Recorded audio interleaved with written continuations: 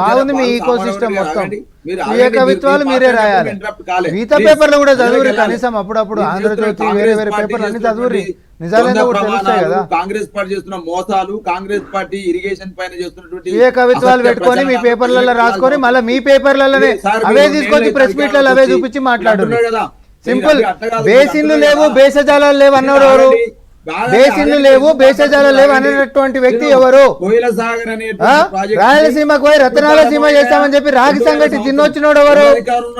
ఎస్ఆర్ఎస్పీలకి మహారాష్ట్రకి గోదావరి నీళ్ళు ఎత్తుకపోమని చెప్పినోడు ఎవరు? ఈ రోజు కేఆర్ఎంబి, జిఆర్ఎంబి ఈ రెండింటి కూడా కాంపోనెంట్ ఇచ్చేస్తామని అప్పగిస్తామని రాసిచ్చినోడు ఎవరు? ఇవన్నీ అసెంబ్లీలో ఆధారాలతో రానురా. నువ్వు అసెంబ్లీకి రా, నీ దుకాణం ఏందో తెలుస్తుంది.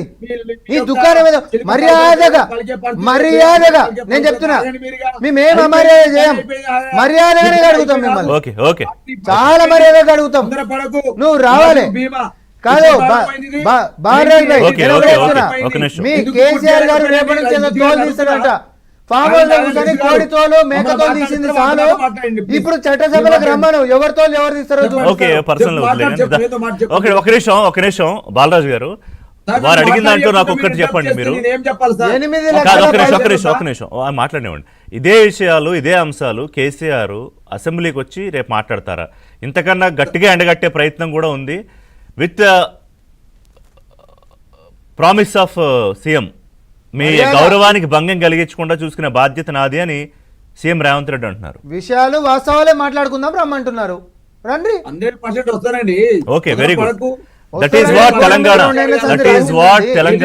Society is expecting. Harish Rao గారు వస్తేనే తట్టుకోలేకపోతున్నావు. ఓకే, తట్టుకోలేకపోయేది.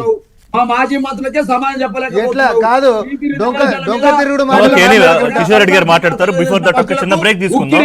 కిషోర్ రెడ్డి గారు